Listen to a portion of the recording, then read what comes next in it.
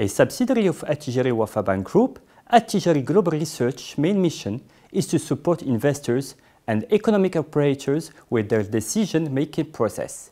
Within a global health crisis context, we found it essential to analyze the impact of the COVID-19 pandemic on the economic growth of Sub-Saharan Africa, a region which is not missing to stir up the curiosity of economists and the greed of investors with its demographic specificities, development needs, and natural resources.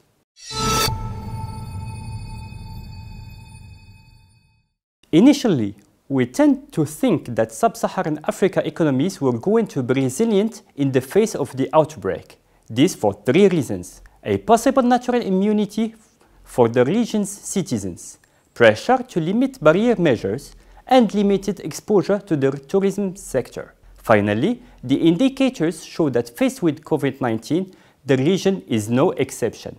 Sub-Saharan Africa will have lost 7.4 points of growth, going from plus 3% to minus 4.4% 12 months later, with a great disparity between the sub-regions.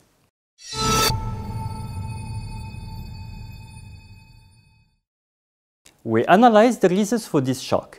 The weight of the decline in commodity prices and energy prices were naturally the most affected. Limited leeway in the implementation of fiscal and monetary measures.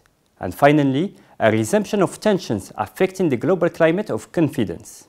Analysis of individual countries reveals that pockets of growth remain. The countries which have an intrinsic historical growth superior to 6% show a GDP increase during 2020. Diversified economies are more resilient than their resource-rich counterparts during times of shock. The West African zones, WAMU, and the Common Market for Eastern and Southern Africa, COMESA, are strongly represented in these pockets of growth. On the opposite, other countries are severely hit.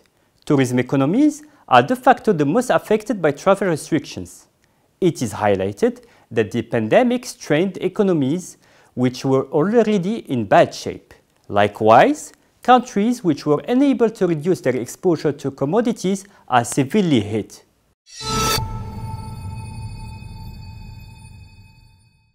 In general, we consider that the return to 2019 GDP levels will not be seen until 2022. The ability to recover will depend both on the behavior of commodity prices, the rebound in consumption, and upturn in investments. The recovery will be felt more among diversified economies. Oil-producing countries will observe a lag time.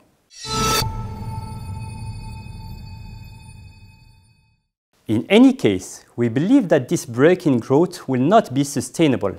The fundamentals of the Sub-Saharan Africa region, which are based on population growth, urbanization, infrastructure needs, and natural resources, cannot be questioned.